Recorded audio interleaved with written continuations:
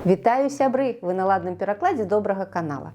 Я вельмі рада вас бачыць зноў, спадзяюся, што і вы таксама. Мы з вами ўжо пагаварылі пра секс ды эротыку. А цяпер час пагаварыць пра гарэлку, таму што яны часта побач ідуць. А беларускі фальклор можа шмат што пра гэта расказаць.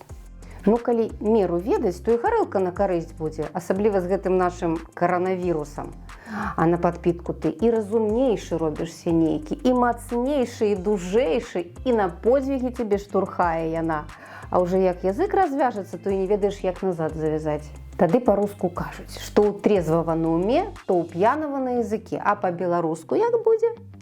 У п'янага язык доўгі, а розум кароткі. Ці ад гарэлкі розум мелкі. А вось яшчэ ў тэму, што цвярозы мысліць, п'яны скажа. А калі я дзеўкай была, мне моя бабуля вось такую параду давала. Олька, глядзі, правярай сваіх кавалераў. Баба Сцепа, як правяраць? А ты ім гарэлачкі налій і глядзі, які ён будзе.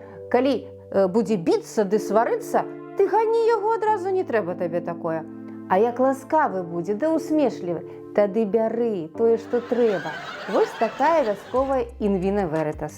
Добра, калі на свята выпіў і спыніўся без праблем. А бывае ж і такое, што спыніцца не могуць, і тады ўжо гэта бяда і сабе, і блізкім, і тады ўжо кажуць: чарка і сварка да добра не давядуць. Што праўдай, то праўда.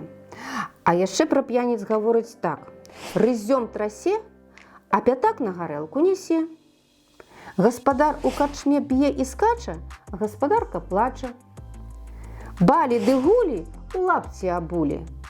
Хто п'е, той доўга не жыве. Вось неяк так, даражэнькія, рабіце высновы і беражыце сябе, калі ласка. А з вами была ваша Воля ў ладным перакладзе на добрым канале. Бывайце!